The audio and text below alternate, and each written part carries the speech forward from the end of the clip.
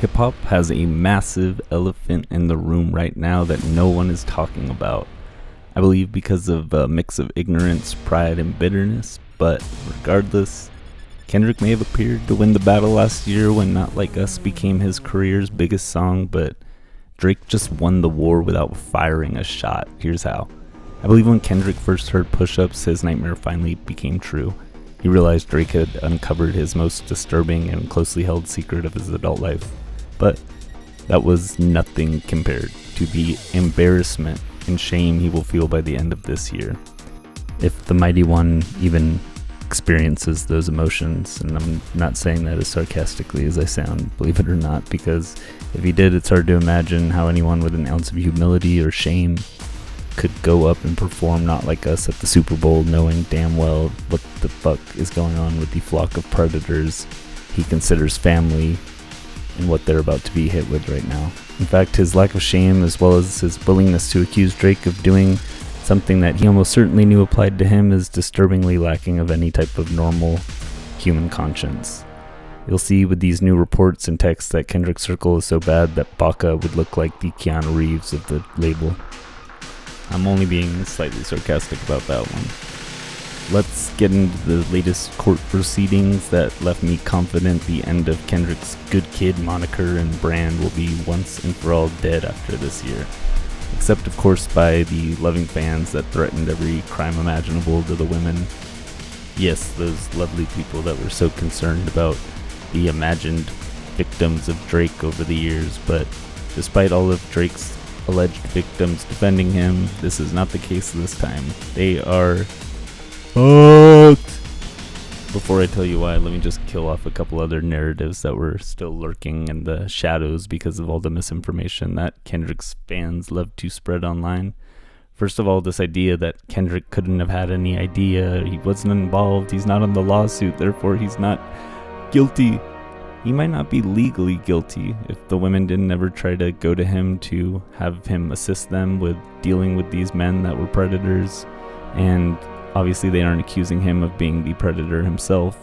However, there's a difference between legally guilty and morally, because this is Kendrick's close friends and family. This was a person that Kendrick worked for that he considered a father figure. If you think he had no idea what was going on studio, then I have got some beachfront property in Oklahoma I can't wait to sell you. This wasn't just Kendrick's studio. This was basically his home. This was Kendrick's home for several years. He even talks about living with Top Dog. But much more importantly, what we also didn't know was that pervasive culture that they referenced wasn't just referring to 3 men like we originally heard reported. There are 10 other freaking defendants. 10 people. They're just not all named, but even according to the women's lawyer site, it says employees and executives were doing some sort of sexual crime towards these women. Meaning at the very minimum 4, even if some of that 13 weren't necessarily predators themselves, maybe some of them were responsible for not doing anything about it, which is still gross enough for the record, but you are at minimum talking about more than the 3 that were reported. If these allegations are true, and they almost 100% are, and you'll see that soon. And according to the report, we do know that the women tried to go to the exec team to have their complaints heard, but they were promptly dismissed. I'm wondering if these execs were also the sons of Top Dog that are on the lawsuit, considering they are 2 of the execs, but at this point time will tell. If they did go to them, they were probably busy with some of their other work, like sending unsolicited dick pics to their favorite employees. Next, none other than Top Dog himself was on record saying Kendrick owns a percentage of Top Dog Entertainment. So to me, it seems very suspicious that somebody was always in the studio. They're an artist, they're an owner, but they have no idea what's going on in these offices. Somebody who's so aware of all of the vicious crimes of these predators lurking in the industry, but when they're under his own roof, he just suddenly goes Helen Keller and had no idea. Surely Kendrick stands. I think you are reaching the logical conclusion. How would he know? Come on. He's a workaholic. And for the record, the man who confirmed that Kendrick was an owner of the company is someone that Kendrick considered a father figure. So I think it's probably a pretty safe bet that he was also close with his sons, considering he mentions living with them. So he just didn't have any idea what was going on with these people that were family to him. If it's not obvious why that's important when you make the entire strategy of your beef to paint yourself as the good guy that's just looking out to protect women and children. Oh, what a good guy. You probably shouldn't be hanging out with a bunch of predators, but it's not a good look. Unfortunately, I think at this point there's so many people hypnotized by his insanely cringe and corny persona. It's one of those things, once you start to see through it, you can't look at it the same anymore, and he just becomes disgusting, like certain candies when you get past your teenage years. But fortunately for him, there's plenty of idiots to go around in America. But for you that are open-minded and maybe not massive stans of Kendrick, let's start. We're going to get through all of the allegations before we dig a little bit deeper into his fraudulent personality, though, just because this was massive news that I barely see covered anywhere. But the point is, for anybody paying attention, the mask is slipping, the optics are terrible, and the gig is up. You can't play good guy anymore. We know what you are at this point. And maybe even funnier is Kendrick's not the only one facing bad optics. His stans are gonna look just as stupid pretty soon. After they get done worshiping Kendrick and TDE, they had to wipe their chins and hit the internet to defend these group of monsters, frankly. I remember this one was so funny because I was on Twitter at the time looking at all of the reactions to the news, and at some point one tweet starts to go a little bit viral, and then it just spreads like wildfire where everyone's repeating it. That was essentially, the lawsuit's been taken off the lawyer's website. I looked at the website, it was still there. There was one page that I guess it was originally on that it got taken off of. I don't even know if that's true. I'll give them that regardless. That's hilarious that was the evidence that they needed. But when you're grasping for straws, trying to keep the false image alive that you are the good guys, rooting for the good guy, you're going to get a little bit desperate. But the dumb and reactive part of the fan, even more normal supporters of Kendrick, or just hip-hop fans in general that didn't necessarily have any horse in the race, started to believe this narrative. And it didn't take very long for it to get smacked down last week. But maybe it was the Super Bowl, maybe it was just the fact that Kendrick was on such a high of by the entire corny hip-hop audience. No one wanted to talk about it. But I even just looked it up on YouTube. There was literally nothing about the new added terms of the lawsuit, because they just submit evidence, not just any type of evidence. This is literally evidence that they are going to go to jail for.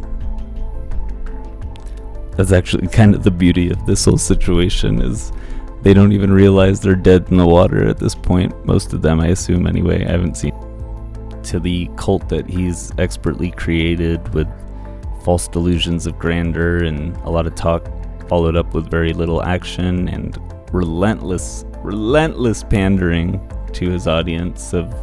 Before I get into the evidence that they presented, I have to laugh at the cause of it, the early death of TDE. It was basically because their absolute scumbag of a lawyer, who seems like he would fit right in with TDE, I'm not surprised they hired him, basically accused these women of just wanting to shake down these poor innocent good men at TDE. But his slander didn't stop there. He also accused their attorneys of just wanting to chase fame. He accused them of never even having worked for TDE, and claiming he had texts that would reveal that these were fabricated claims. And somehow those texts never came out. But what did come out was his was one of the women posting to social media. She both defended the fact that she had clearly worked with these men, but she also claims she never even spoke to them about a dollar amount. And you'll see why she's definitely far more trustable than any of the men at TDE. And thanks to their idiotic lawyer, they're also going to be adding damages for doxing, because one of the women lost 2 of her clients after her name was published by this immoral lawyer. And of course these doxing lawyers denied these allegations, but what I found so funny and revealing of their low level of intelligence was the fact that they claimed to have text messages proving this was all a lie, as if they're texting their female employees, "Hey, can I just get an update and confirmation that I've never sexually assaulted you?" Like, what text do you imagine we're going to see that it would reveal every man in this office of being innocent of sexual assault? As if that's a common sign. Well, if she got a text, "Good morning," then clearly she wasn't sexually assaulted. Shockingly, despite Kendrick's fan base constantly reminding us how intellectually superior they are, none of them stopped to take a half a second to think about it, because plenty of them were also using that as the evidence of Kendrick being innocent, and of course by virtue all of TDE. However, somehow these texts never came out. The texts that did come out were the ones that revealed the predators that are working at TDE. Of course, the TDE lawyer didn't stop there. He continued to disparage the lawyer as well, saying he was just some clout-chasing, money-hungry slimeball. The reality is he's won over $100 million for wildfire survivors, and he's also been a award winner of the Lawyers Rising Star every year since 2019, so what? Drake, fuck him up! Despite Kendrick's fans being so concerned about the victims of Drake that don't exist or never accuse him of any crimes, they decided that the best way they could support these women that were accusing their heroes of sexual assault would be to threaten their lives, tell them they deserved it, and tell them to burn on fire. I know you're not supposed to blame artists for their fans' behavior, and don't worry, I normally would agree with that, but it does feel a little bit justified when Kendrick's the type of guy that advises his audience slide on any black guy that dare let a white guy tell a joke about black women that Kendrick doesn't like. To get into some of these specific allegations, one woman claims she had her clothes forcibly removed by Brandon, Top Dog's son, and he attempted to forcibly engage in sexual intercourse as well as oral sex without consent. Anthony basically suggested he fuck her, with her benefit being career advancement, of course. What a great guy.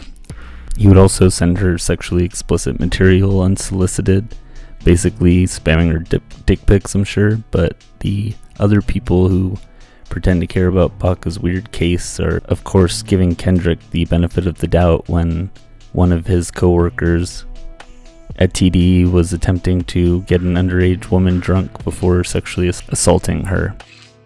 Certified pedophiles. To any bitch that talk to him and they in love, just make sure you hide your little sister from him. And we do have record and evidence for Brandon Tiffith being one of the criminals involved here, because she texted him the next day saying, "You know, you were trying to have sex with me and I didn't want to." You better not ever go to Cell Block 1. I wasn't comfortable with what happened, but I wanted to let it go. Honestly, this was worth saying again, just because I feel like it was a big defense for Kendrick having some culpability. The fact that it was at one point thought to just be 3 men, but again, it was 13 men that were there. This wasn't some massive label with or hundreds, if not thousands, of employees walking around. This was a small label, and they had that many men. This was a culture. He knew what was going on. Let's not be naive here just because it's Kendrick. We wouldn't do this with anybody else. It's only the cult-like love that he has that provides security from the obvious, and it's that he's the one. And your homeboy needs subpoena. That predator moving flocks. That name gotta be registered and placed on neighborhood watch. Walking around with a flock of predators. He is the master manipulator. He is virtually everything that he accuses Drake of, and the opposite of everything he praises himself to be. But can we please get some explanation as how Rory and Mal know more about the sexual assault that's going on in your building, and you seem to know more about the sexual assault going on in Drake's building and all these other places? TDE did get a lawsuit over the weekend from two women. That's a weird case. It definitely is, accusing members of their staff of sexual harassment, sexual assault, amongst other things. I would be a liar to say that there has not been rumors about certain people within that crew. You can go ahead and say it. We've known about these rumblings for some time now. Yes, and out of respect for victims, yes, people have been quiet about it because we don't respect.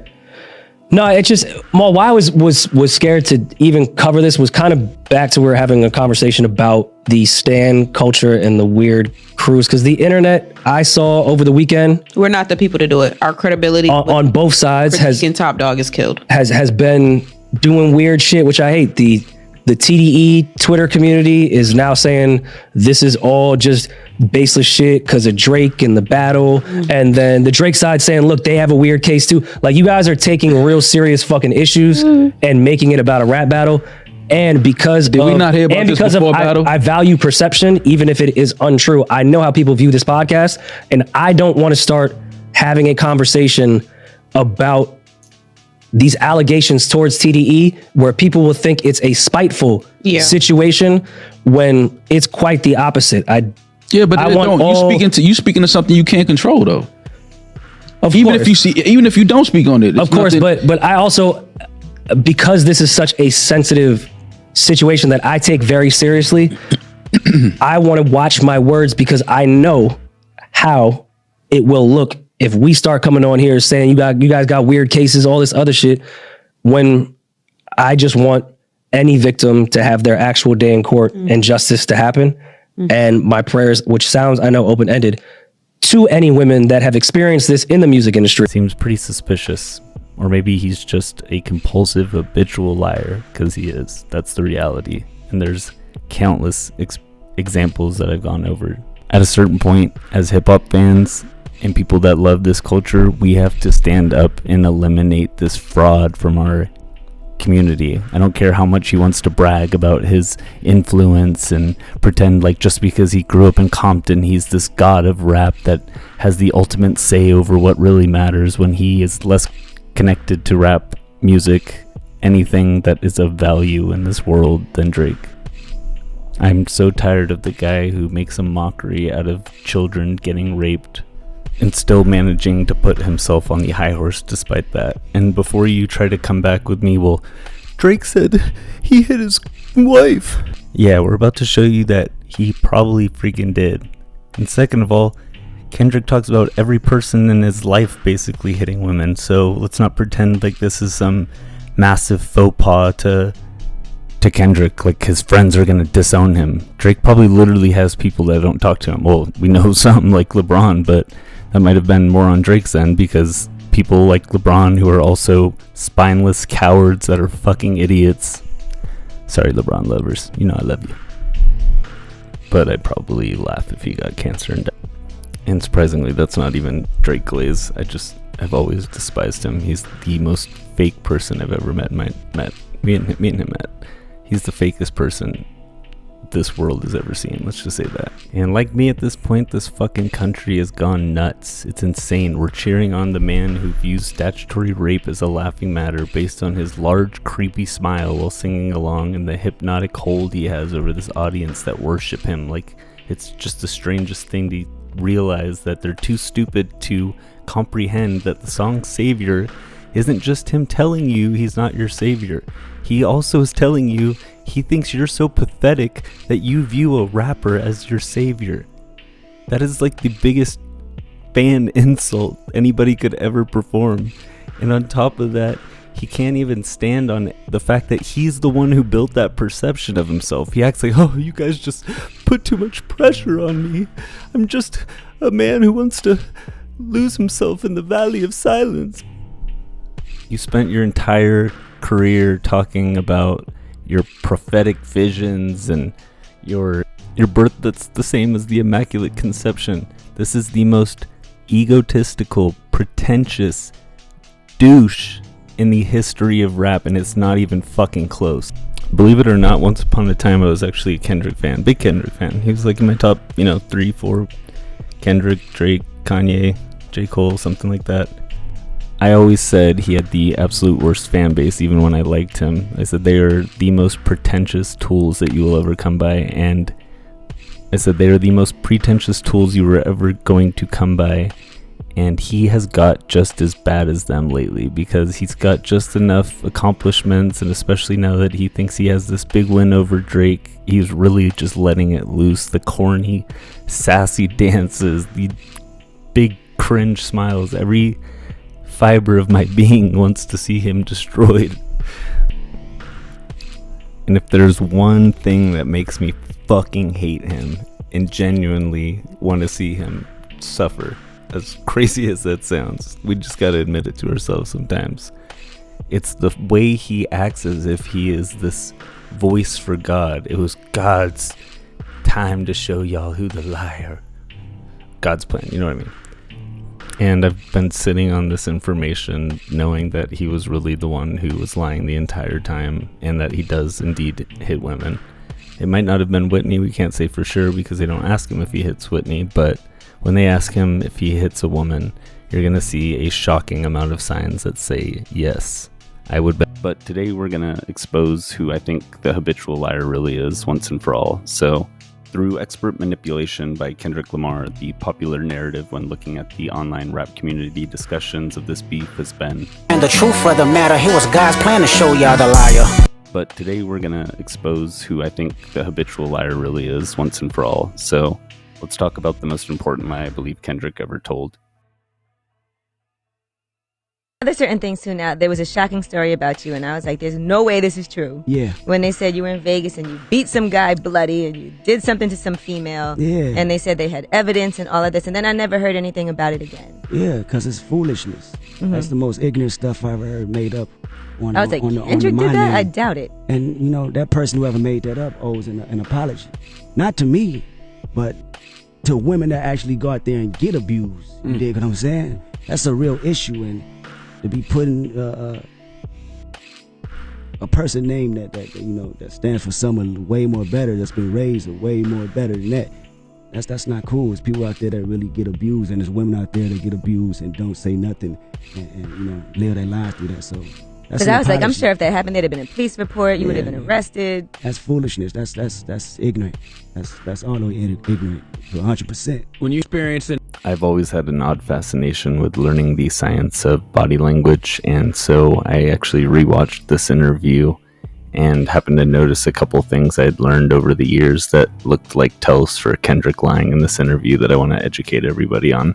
When you listen to body language experts, they'll tell you that no one sign on its own is a sure indicator of somebody lying, but what you want to look for are groups. As I group things in threes. If I see one little shoulder shrug or something, it doesn't mean anything. It could mean if somebody does this while they're talking, it doesn't mean anything. But you see several things at the same time, then you can say there might be something here, there might be an issue here.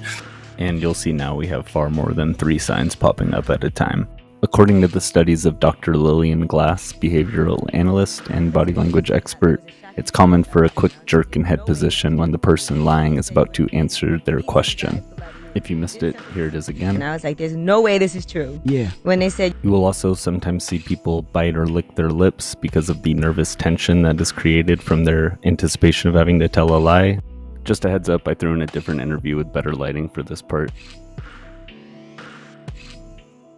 It's also common for the person to shield their eyes, and you'll notice that here in the Kendrick clip.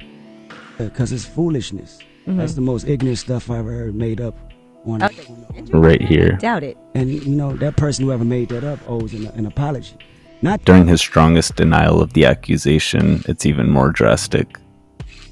That's all the way ignorant to 100%. when you hear things in the news, certain This next section, I think, has the most red flags, especially for Kendrick, who's not usually much of a talker in his interviews, as he starts to kind of ramble on about the details about the situation. He also uses a common manipulation tactic for liars, which is called the chaff and redirect, where you basically try to direct the conversation to a different point instead of addressing the topic, which this panel talks about here. And then for her answer, obviously it's can you imagine? It's chaff and redirect. I hate to steal Greg's thing there, but that's what that is.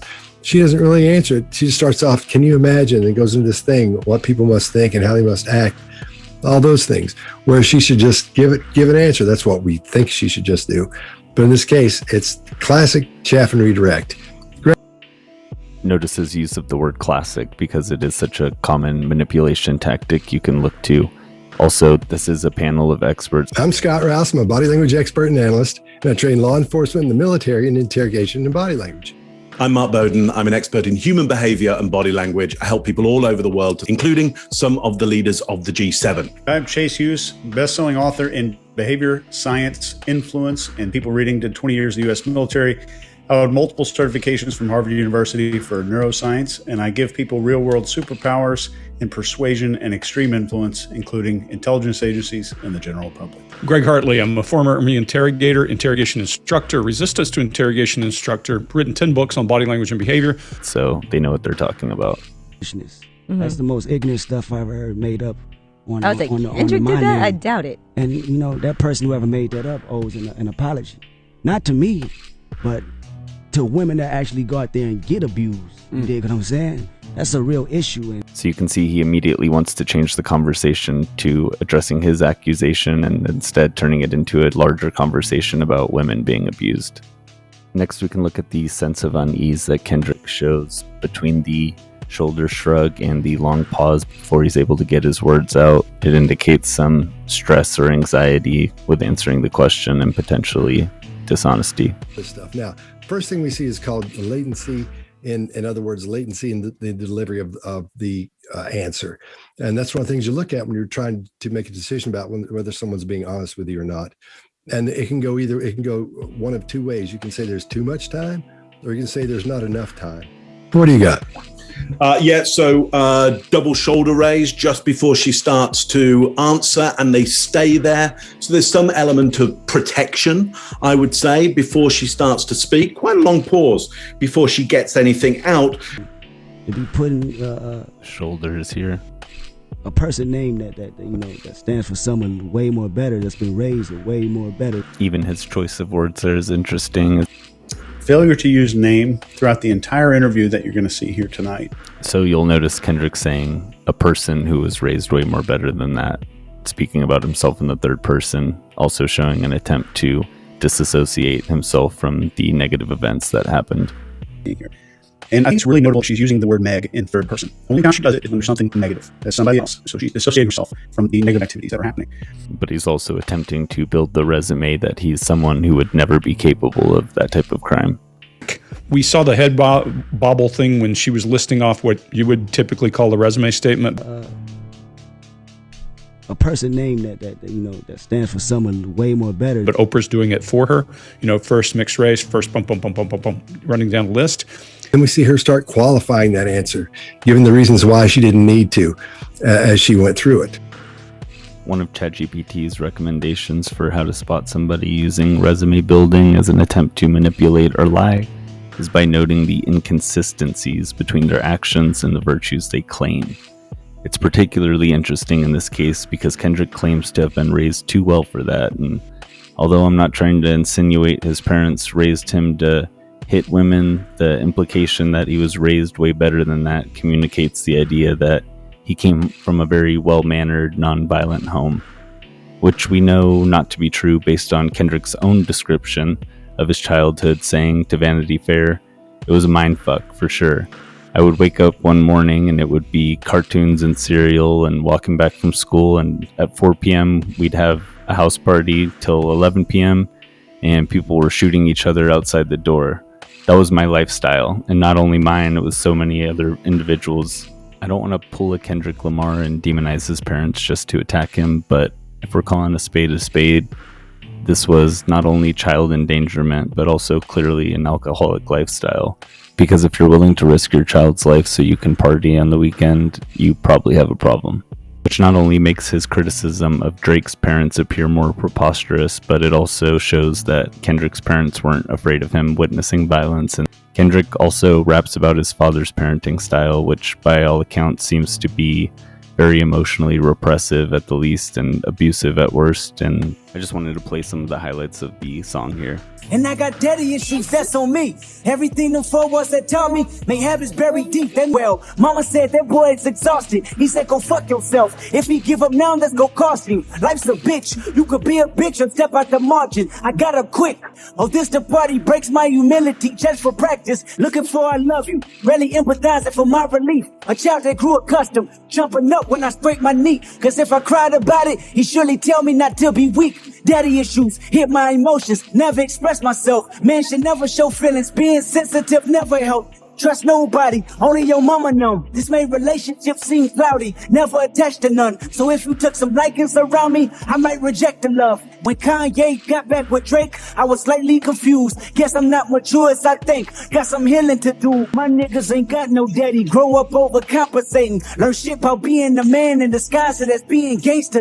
I love my father for telling me to take off the gloves. Cause everything he didn't want was everything I was. I wanted to stop at that part in particular because I think it kind of perfectly summarizes the whole song, but essentially it seems that Kendrick felt repressed by his father in that line when he says everything he didn't want was everything I was. In a sense, he was an emotional guy that didn't have the ability to express himself because of the way his father raised him. So I think it could have ended up being what caused him to have some anger issues if the allegations are true. And these type of child rearing strategies can lead to the emotional damage that creates violent men. Of course, this isn't a guarantee that somebody with emotionally repressive parents will become abusive, but it is one of the first trauma responses listed on the website here.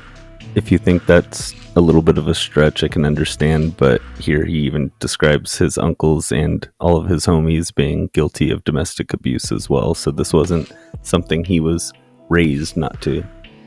On the song Opposite Attract, is that about a recent relationship you went through, or? No, that's actually about shit, everybody's recent relationship they went through. All my homeboy shit. I mean, I always heard stories, I mean, just in general, from growing up, you know what I mean, about my uncles and cousins, they be hitting on their females, and the female, I pop up in the house and the female will be back all up on them, loving them and all this stuff. Just experience, I mean, from other people's experiences, and it always tripped me out. How can a female, a woman, be attracted to somebody that abuses her, that treats her like shit? I mean, that shit still goes on today. I see it even on my generation, and it always tripped me out. You know what I mean? I just felt like that should be expressed on the motherfucking song. Frankly, you can tell he doesn't even really take it very seriously, and you don't need to be a body language expert to see with the way he smiles and sort of jovially laughs about it. On an unrelated note, he actually offers some insight as to why he might be able to look at something as disturbing and graphic as a grown man putting his hands on a woman in such a lighthearted manner. Like I said, I represent Compton. Everybody, all the kids that grow up in Compton, they don't, it's the shit that was taught. You know what I'm saying? That's why I say ignorance is bliss. If you was taught nothing but hate as an infant, then what you expect to learn? You know what I mean? As an adult, you gonna always have that. You know what I mean? You'll never have the knowledge to know that you're doing fucking wrong, because in your eyes as a kid, it looks right because that's what you're used to. I think for the most part he's right here, which is why at the end of the day I don't completely blame Kendrick or want to paint him as a demon, but I think it's a little bit of wishful thinking to assume that the only issue that they ever had was infidelity. The article goes on to say that from the writer's perspective, we talk about the violence he sings and raps about in Good Kid, Mad City, and Kendrick says that was our world. I remember when Good Kid came out, the people I grew up with couldn't understand how we made that translate through music. I asked about the line that implies he shot someone at 16, and he just looks at me and smiles, eventually saying, "I'll put it this way, I've seen my own blood shed, and I've been the cause of other people shedding their blood as well." Perhaps not coincidentally, he states he got his first baptism at the same age of 16, realizing that he needed to make life changes. Kendrick was walking with me, I just felt knuckles go BAM! Hit me in the back of the head. Kendrick was like, hey! And he fighting with like two dudes. I see this nigga Dave and K-Dot chasing the nigga. They jump a nigga. He thought I was somebody else, bro. He low-key tried to press me. See, Kendrick grew up in the hood, like really grew up in the hood. What's Kendrick's name from Westside? Again, this violent past doesn't guarantee that he was also violent with a woman, but it's not outside the realm of reality like he seems to suggest in his denial. All right, let's get back to some of the body language signs that we see during Kendrick's denial of the domestic abuse accusation. And then I think we're seeing actually duping delight. I know it's supposed to come quickly and all that, but I think she's smiling the whole time. And that's what it looks like to me. That's always arguable.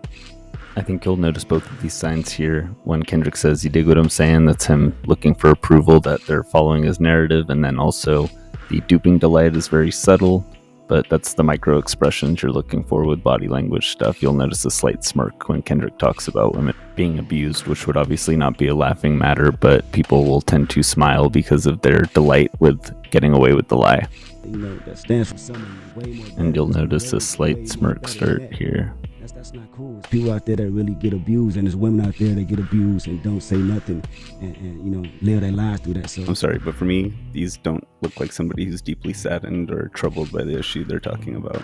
One more common thing to look for is when someone looks down to the left, which the panel points out here. This down left, anytime you're having a conversation with self and you're thinking about how to navigate words and what you should say next, you'll find people's eyes drift down to their left.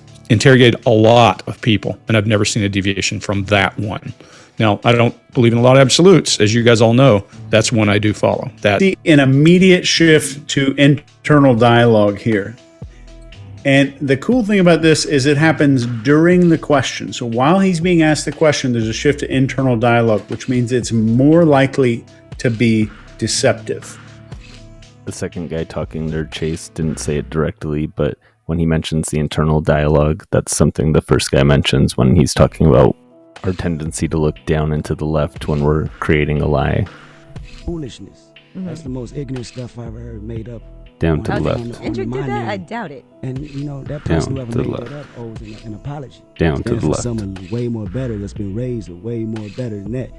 That's not cool. There's people out there that really get abused, and there's women out there that get abused. Now, I don't believe in a lot of absolutes, as you guys all know. That's one I do follow. That There's several other red flags. I'm not going to go back and rewatch for the 15th time, but you'll notice he constantly repeats certain phrases like foolishness and ignorant.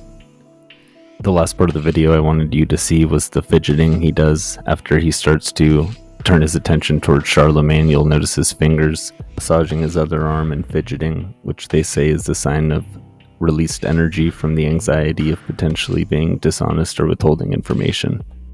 Which is, I think, some kind of expenditure. And somebody might say, well, she was pregnant and, you know, she'd been experiencing some discomfort with her outfit or her dress. However, when you're feeling stressed out or there's high anxiety, those small pieces of discomfort matter more to you because your brain's trying to seek as much comfort as possible. So discomfort becomes more discomfort. So yes, it might be that reason, but those feelings of discomfort are exacerbated by stress and anxiety. I kept out the full context to keep the clip short, but they're referring to a slight adjustment that she made on her dress, which shows it's not a huge movement required to show evidence of somebody self-soothing or using an expenditure. It's just slight movements like you'll see here, but you'll also notice again him shielding his eyes or closing them when he finally addresses Angela's question. That's ignorant.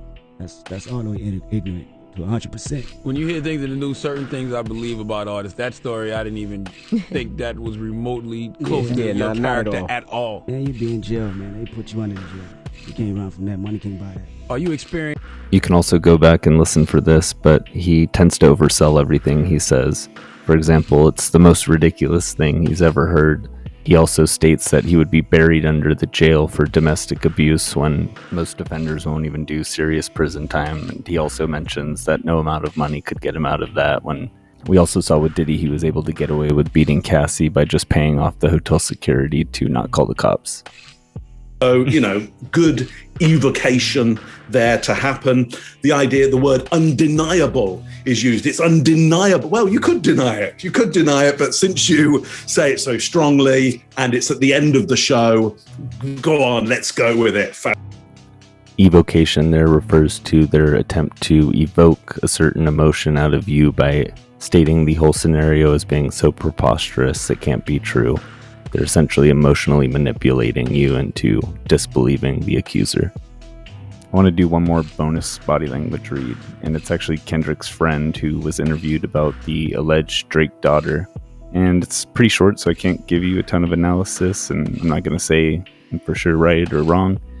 But there is an interesting sign I noticed. Urban Legend Will Evans, you know what it is, bro? Let's talk about it.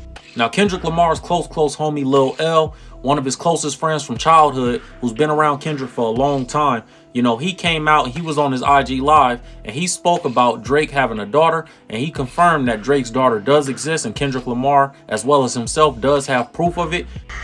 We trying to see that birthday party pics. Nah, we show you the birthday party pics, bro. It's gonna be like motherfuckers gonna be going after that little girl and bullying her, so we ain't on that, bro.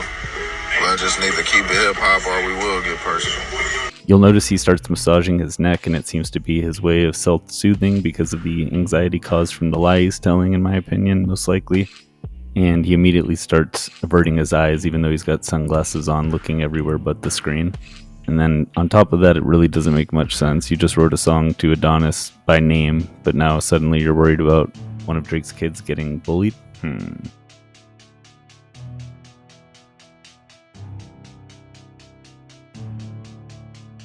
Before closing, I want to share the most important piece of information I learned recently that made me look at this beef and Kendrick Lamar differently.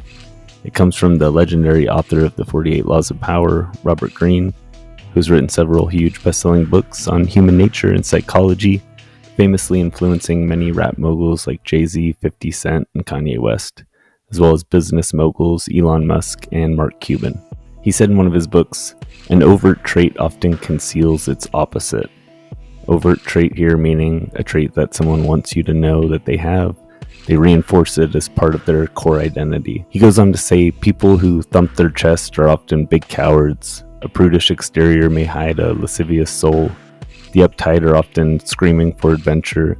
The shy are dying for attention. By probing beyond appearances, you will often find weaknesses in the opposite of the qualities they reveal to you. So ultimately what he's getting to is we try to cover up for our insecurities by acting as if they are really strengths.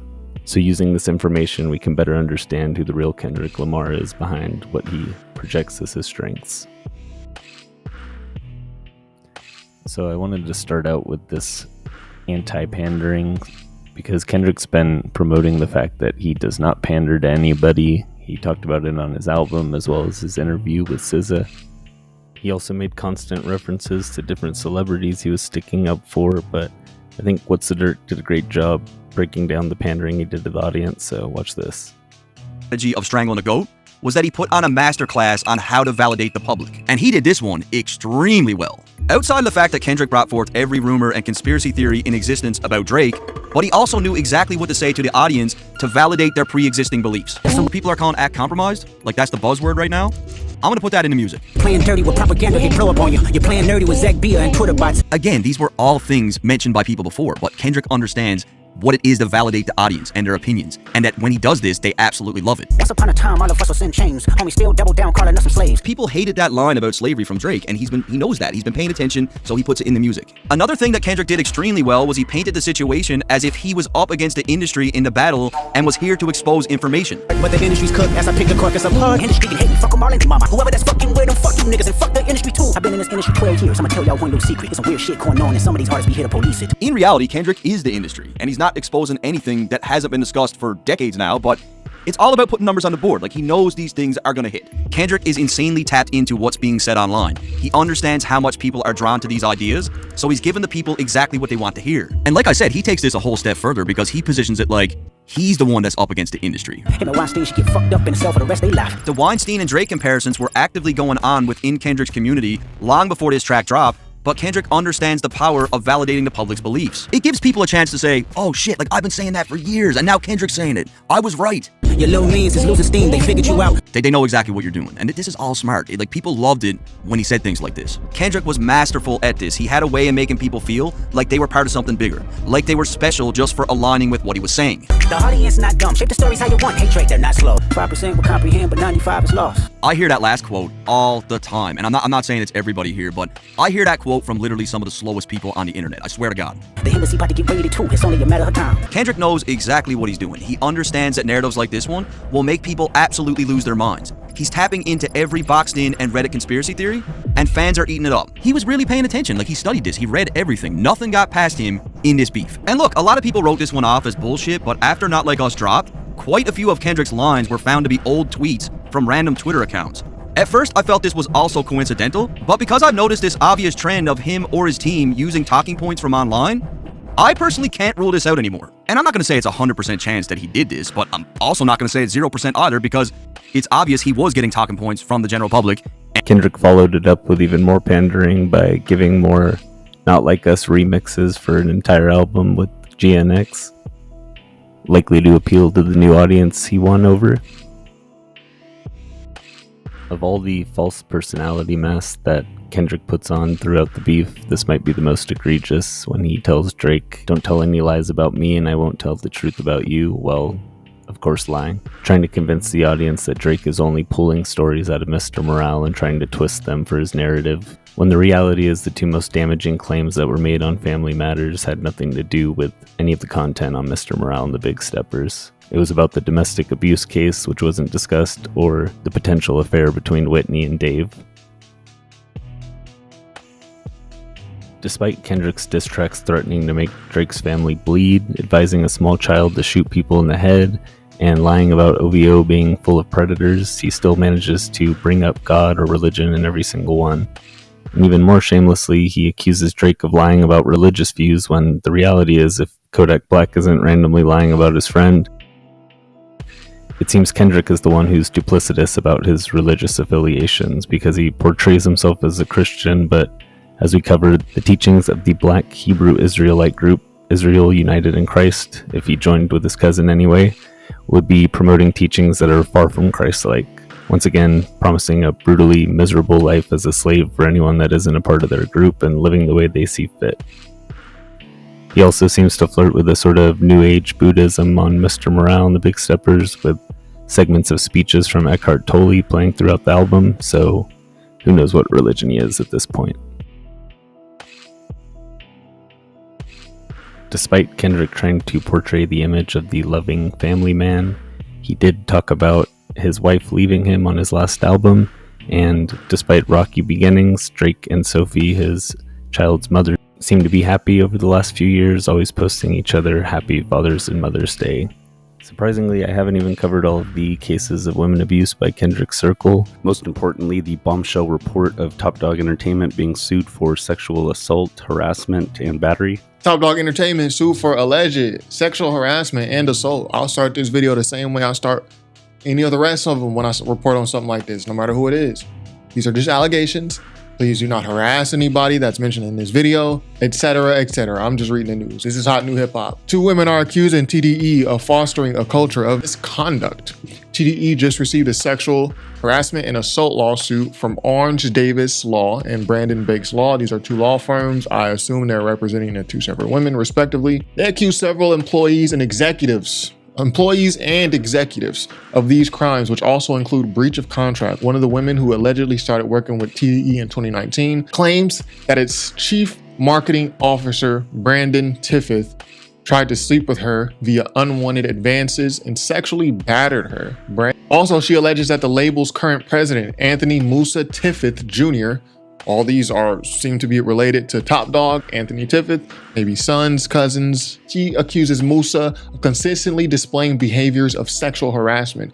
Furthermore, this Jane Doe alleges that TDE did not honor a contract between her and Musa to pay her for professional services. The other accuser, referred to as Jane Roe, alleges that multiple label employees sexually harassed her while on property and under their supervision. She specifically accused one employee David Harrell of giving her spiked alcohol when she was underage. I'm reading this for the first time, and that's why I sound shocked. In order to sexually exploit and take advantage of her. Higher-ups at TDE allegedly ignored these incidents when they became aware of them, which is why the legal team bringing forth the lawsuit is alleging a culture of hostility and complacency when it comes to these issues. These allegations are a glaring example of systemic abuse and exploitations that persist in the entertainment industry. Our clients trusted TDE to act with integrity and professionalism.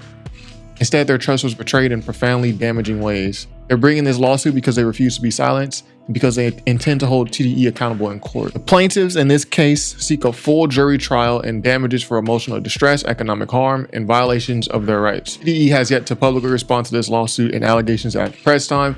I assume TDE will deny this.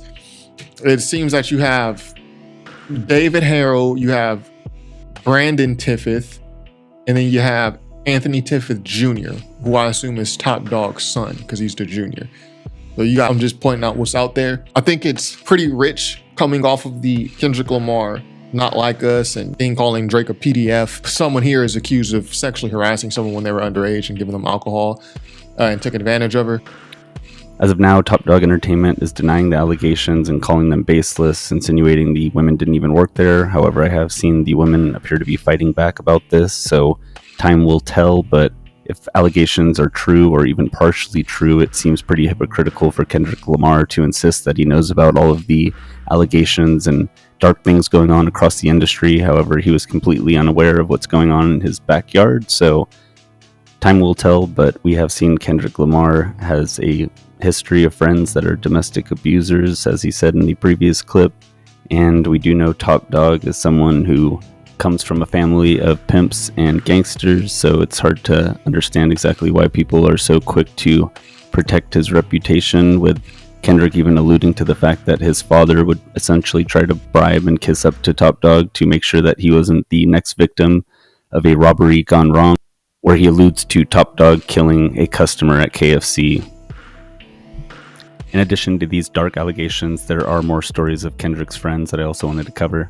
In April 2017, Kodak Black was accused of punching and kicking a woman at the strip club where she was employed, and allegedly around 3 a.m. during her shift, he approached her belligerent and she pushed him away before he began punching her numerous times all over the body, kicking her, and then stomping her, according to a police report, but no formal charges were made. In 2015, reporter Dee Barnes accused Dr. Dre. In 2015, Dee Barnes recounted a story with Dr. Dre to the magazine Gawker, where she recounted an incident where he was angry about a clip she included in the show, and he beat her mercilessly because of this. Only receiving a 2-year probation sentence, however, she has been suffering horrific migraines for years since the incident, pulsing in the exact spot where he slammed her head into a wall. And finally, the boss, Top Dog, was accused allegedly by an ex-girlfriend, according to her Twitter account, of abusing her, although the story seems to have been ignored by the media or perhaps removed, so I'll just say allegedly on that, as with the Kodak case, but apparently no one has a problem with reporting on things that haven't yet been proven in court, so. And the man that Top Dog made sure to protect by threatening to pull Kendrick and his label mates' music from streaming services if they didn't agree to keep XXXTentacion's music up. He was on tape admitting to beating and threatening to kill his ex-girlfriend, where he was accused of strangulation, false imprisonment, aggravated battery of a pregnant woman, and witness tampering. He also claimed to have stabbed 8 people, although the news apparently underreported it, only 3, but he used this to scare his girlfriend and admitted that she thinks he was going to kill her. And he said, "I disgust myself every day, and you know, it's funny, I love it." She was left with 2 fractures in her left eye socket due to his hits, with nose and jaw fractures. Since these bones are fractured, she said they're piercing into the back of her eyeball, causing damage to the optical nerve in the eye itself, and she said if she didn't have surgery, the eyeball would die, and the nerve connecting her lip and cheek and teeth will eventually die as well. Mind you, he was still alive when she started a fundraiser to pay for it, not even willing to pay. And remember the artist that Kendrick FaceTimed in the middle of the morning to get motivation for the beef? Well, he's also signed to TDE Punch, who's the president of Top Dog Entertainment. You know, Queen of the Ring is not that type of place. We have a young crowd also. You know, some of our fans are 15, 16 years old, and they was there. You know what I'm saying? So for you to be doing that and this little girls, teenagers in there. That it was just, you gotta know where you at. It's a time and place for everything. You know, you can't just show your dick around fucking teenagers and shit like that. Little 15, 16-year-old girls. Like, you scaring the shit out these little girls. Like,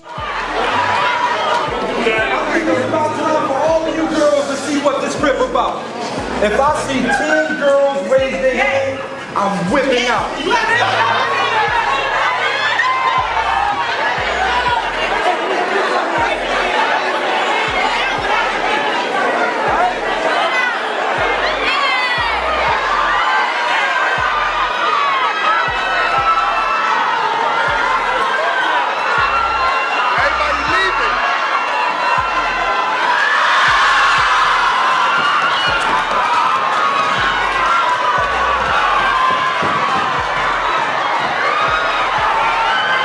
Kendrick even admits that he body slammed a girl when he was a kid in school, as well as another song that I haven't played yet where he's discussing something about domestic abuse.